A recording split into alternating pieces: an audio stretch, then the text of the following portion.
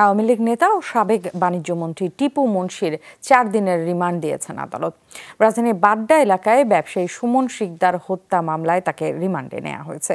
এদিকে একই মামলায় তৃতীয় দফায় রিমান্ডে নেওয়া হয়েছে সালমান এফ রহমান ও আনিসুল হককে।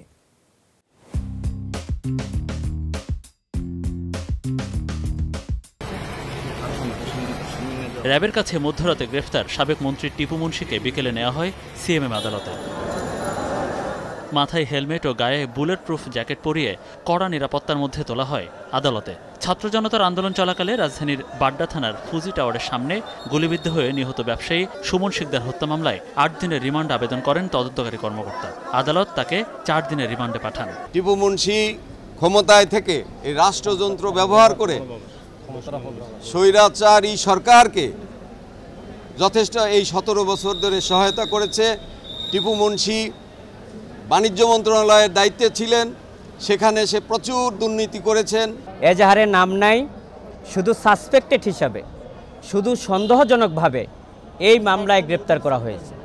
আমরা বিজ্ঞ আদালতকেও বলেছি যে 302 এবং 34-এর মামলা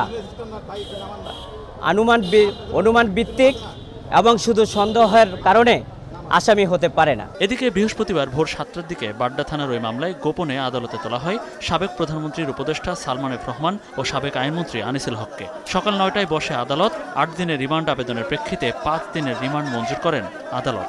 সংশ্লিষ্টরা জানান, সম্প্রতি আদালতে আসামিদের উপর হামলার ঘটনা ঘটছে, সে কারণেই ভোরে আদালতে আনা হয়েছে হেভিওয়েট আসামিদের। আদালতের সম্মান রক্ষায় আসামিদের উপর হামলা না করার আহ্বান জানিয়েছেন সিনিয়র আইনজীবীরা। সবার কাছে আমরা আহ্বান রাখবো যে আদালতে যেন শান্তিপূর্ণ পরিবেশ বজায় থাকে এবং আসামি যেন তার ডিফেন্স পায়, তারা কোনো ধরনের কোনো হামলার শিকার না হয়, কোনো লাঞ্ছনার শিকার না হয়, এটা আমরা সবার কাছে আবেদন জানাই। সকালে ও বিকেলে আসামিদের রিমান্ড দেওয়ার পর কড়া নিরাপত্তার মধ্যে দিয়ে তাদের ফের নিয়ে যাওয়া হয় ডিবি কার্যালয়ে। মনিরুল ইসলাম, যমুনা নিউজ, ঢাকা।